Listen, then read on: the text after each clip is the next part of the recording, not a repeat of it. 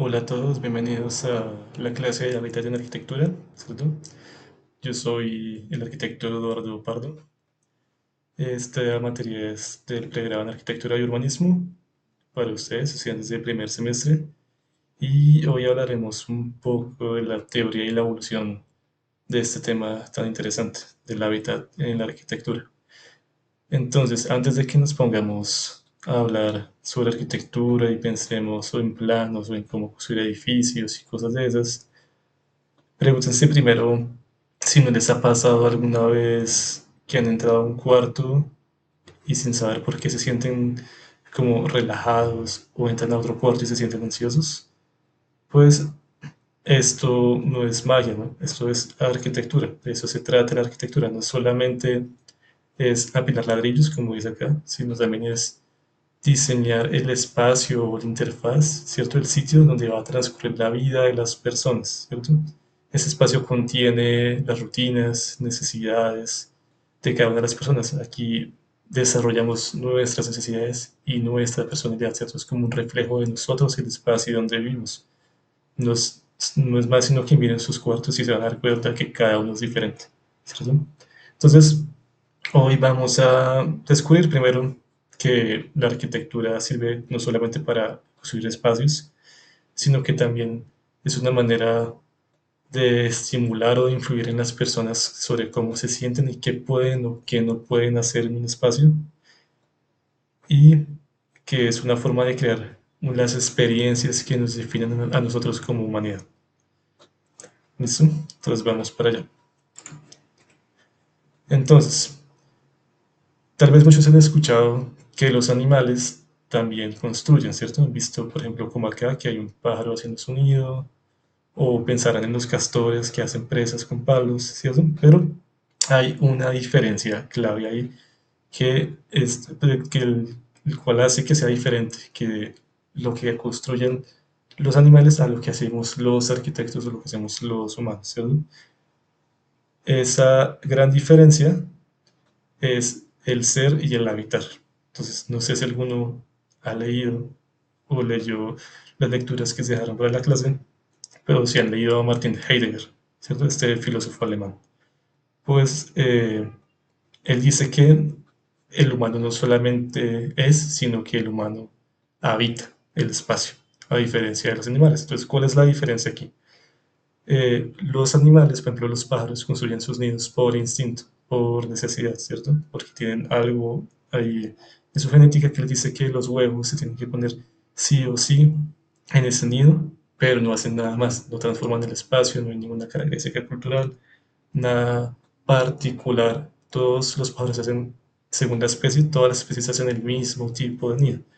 Es diferente a lo que hacemos nosotros los humanos. Nosotros no solamente, obviamente que también al inicio hicimos arquitectura, ciertos espacios donde habitables para resguardarnos de las inclemencias del clima y de otras cosas.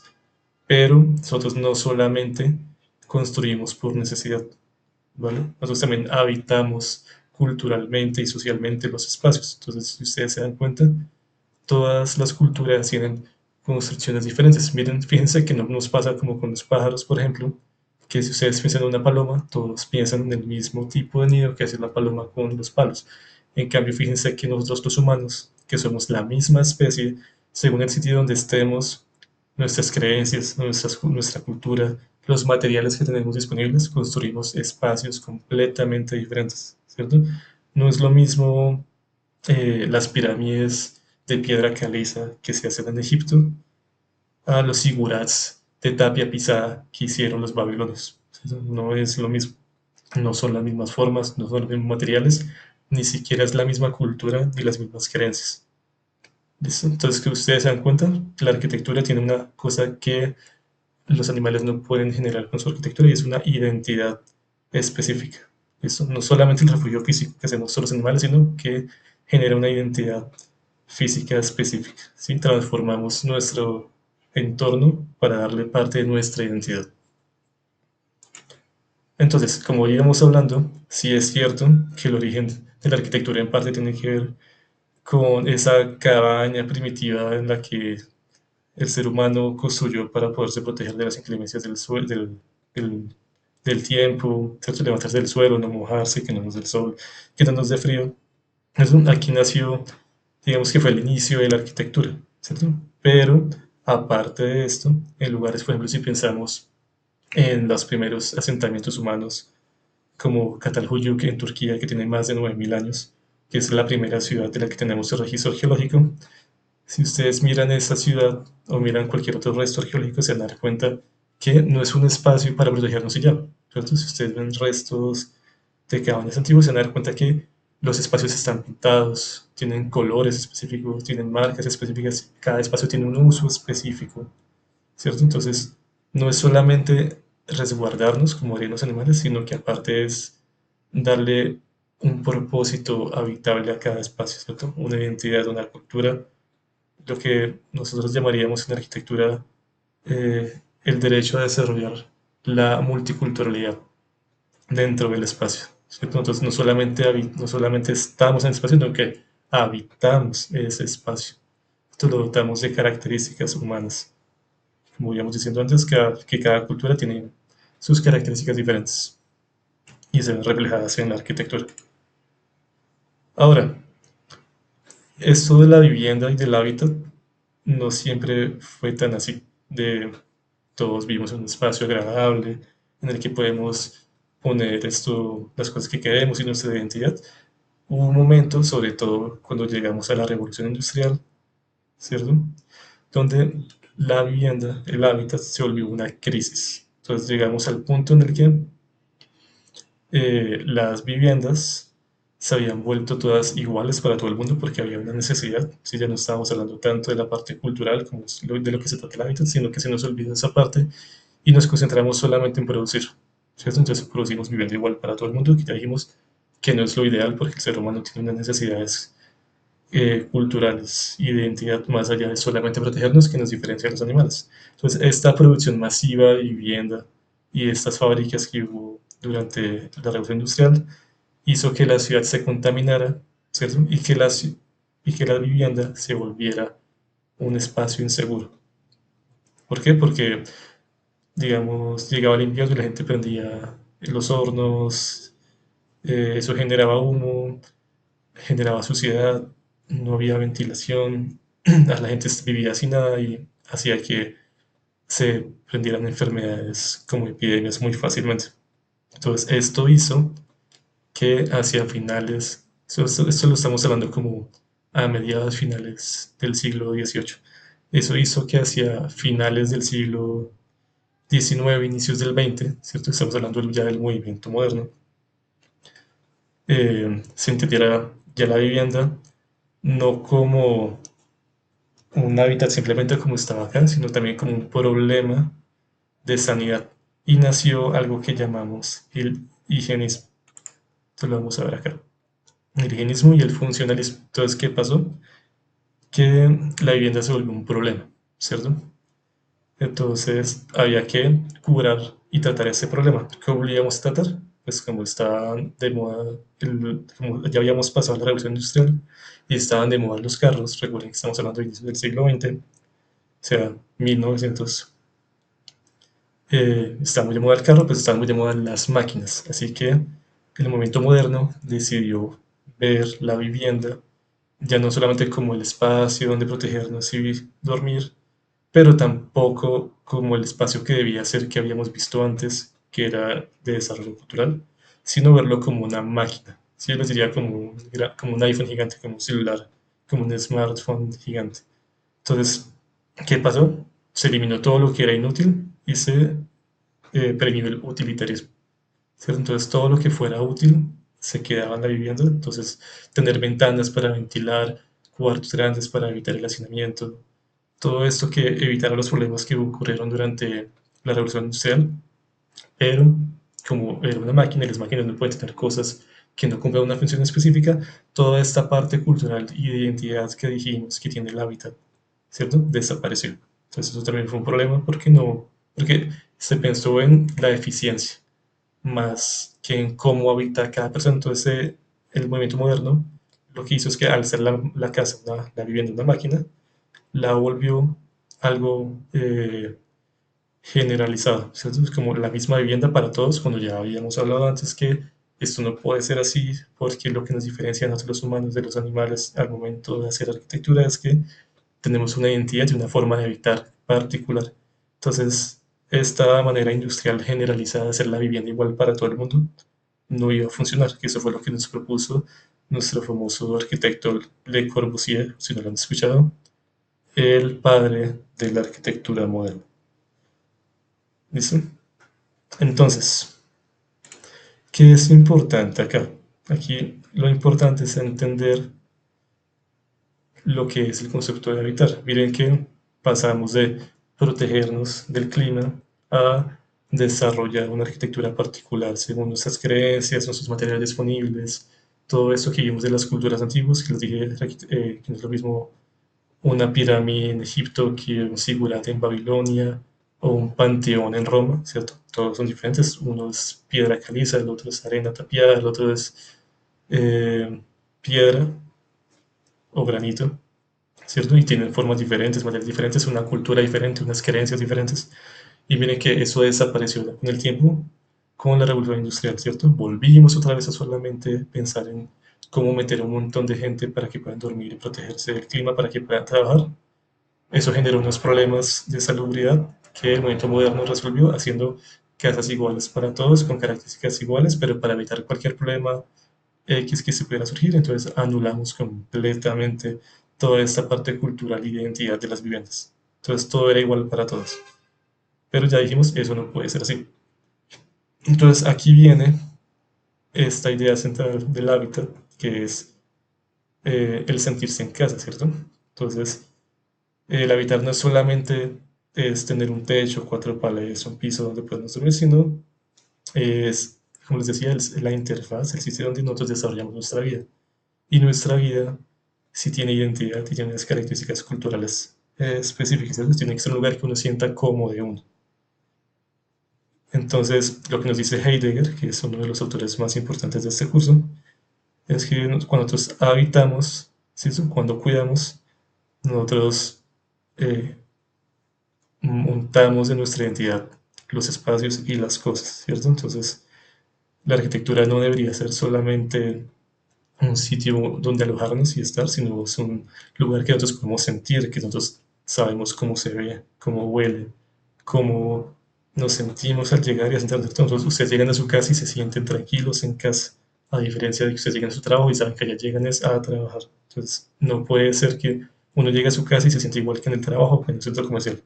Eso tiene unas cosas diferentes. Uno, es diferente sentirse en casa, diferente ser en un espacio y ser en otro. ¿Listo?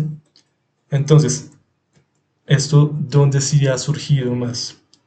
Y como respuesta a esta generalización que se hizo durante el movimiento moderno a inicios del siglo XX, como hasta los años 50, cuando apareció el Tintén, que es el posmodernismo en la arquitectura, que ya lo veremos más adelante en otra clase, pues eso pasa justamente por esa misma época del Tintén. Estamos hablando de los años 50, 60, eh, que ya pasó todo, ya pasaron las guerras mundiales, estos procesos de revolución industrial, y empieza la migración del campo a la ciudad, ¿cierto? Entonces la ciudad empieza a recibir muchísima gente y no tiene cómo resolver y darle vivienda a todo el mundo. Entonces aquí aparece un movimiento, sobre todo muy particular en Latinoamérica, que es el barrio autoconstruido, ¿cierto? El barrio popular, que es lo que ustedes ven, normalmente se ven en las periferias, pero ya discutiremos el tema de periferia, que no es necesariamente algo que esté en el borde de la ciudad. Eh, tenemos los barrios autoconstruidos. Entonces, aquí, si ustedes se dan cuenta, la vivienda ya no es una máquina, ya no es solamente un techo, ¿cierto? También tiene identidad y está viva. Si ustedes ven la vivienda autoconstruida, se van a dar cuenta que siempre está diseñada para seguir creciendo, ¿cierto? Siempre hay una aspiración a poder construir otro piso. Y el piso de abajo se vuelve una tienda, y y el segundo piso se vuelve un apartamento que arrendar, y el tercer piso recién construido es así, es nuestra vivienda, y tienen colores, ¿cierto? No sé si han visto algunas tienen rombos, marcas diferentes, ¿cierto? Tienen una identidad muy particular, a pesar de que uno de lejos ve solo ladrillo y tejas de estas metálicas. ¿sí? Ya no es una máquina, sino es casi que un ser vivo que tiene una propia identidad y una manera de ser y de existir y de ser habitado. Eso es lo que nos interesa en esta clase. Ahora, no solamente se habitan las viviendas, nosotros también, toda la humanidad compartimos un hábitat común que es el planeta Tierra. ¿Listo? Es ese punto que nosotros pudimos ver por fin por primera vez en 1968, cuando el Apolo 11 salió a órbita hacia la Luna y se tomó esa famosísima foto de la canica azul. Eh, Ahí es donde nos dimos cuenta que la vivienda no es solamente el sitio que habitamos, sino que nosotros habitamos en conjunto todo el planeta. ¿Listo? Entonces, la arquitectura no solamente es diseñar y construir espacios, sino también debe estar aliada con el ecosistema, ¿cierto? Cómo construimos, cuidamos y transformamos nuestro planeta. Para que lo tengan en cuenta, no es solamente hacer edificios, es cuidar el planeta, también es nuestro hábitat común para toda la humanidad. ¿Listo? Ahora, si nos venimos ya a la actualidad, ya dejando de un lado esto, hoy en día uno podría hablar de que no solamente se habita el espacio físico, sino que también se habita el espacio virtual, ¿cierto? Los espacios virtuales como pueden ser las redes sociales, o si tienen juegos, por ejemplo, hablamos de Roblox, de World of Warcraft, League of Legends, esas cosas que generan redes y espacios físicos, pero son todos en la virtualidad. Entonces, todos estamos conectados en un mundo virtual en pantallas. De hecho, no sé si han visto que hasta aquí incluso ahora empresas como Meta venden terrenos en la realidad virtual. Entonces, digamos que hoy en día se ha ido desdibujando un poco esto de que el espacio habitable y la arquitectura sea solamente física. Hoy en día tenemos un reto nuevo que ya veremos a dónde llegaremos con eso, eh, en el que también tenemos estas nuevas formas virtuales de habitar eso. Nosotros, así como les había dicho, que tenemos una identidad específica en el lugar donde habitamos, también tenemos una identidad virtual, ¿cierto? Algunos tendrán nicknames en foros, en sus redes sociales y tendrán una estética específica de la forma en la que suben las fotos, las formas con las que se relacionan, los posts a los que le dan like, todo eso también tiene que ver con su identidad y la forma como habitan la virtualidad y seguramente estará influenciada por la forma en la que habitan los espacios físicos que nosotros como arquitectos vamos a construir. Entonces, así como para ir cerrando esta presentación, pues la pregunta es para ustedes, ¿qué es la arquitectura y qué es el arquitecto? ¿Esto qué vamos a diseñar? ¿Cómo lo vamos a diseñar? Entonces, quiero que entiendan que la arquitectura hoy en día no es solamente hacer viviendas, casas, edificios, ¿cierto? No es solamente edificar un lugar y ya. Es hacer espacios que tienen identidad, alma, donde la gente va a desarrollar sus vidas diarias, ¿cierto? Donde tienen una identidad. Son espacios que tienen alma, como les decía. Y no solamente son físicos necesariamente, ¿cierto? Diseñar una página web también es una manera específica de cómo la persona se va a relacionar en el mundo virtual. Así que aquí les dejo una pregunta y es, ¿quieren construir simplemente edificios o quieren crear lugares que sean habitables para construir o desarrollar la vida? ¿Vale? Entonces, eso sería todo por hoy y nos vemos en la próxima clase. Recuerden leer a Heidegger y después discutiremos más sobre qué es el hábitat para la arquitectura. ¿Vale? Nos vemos.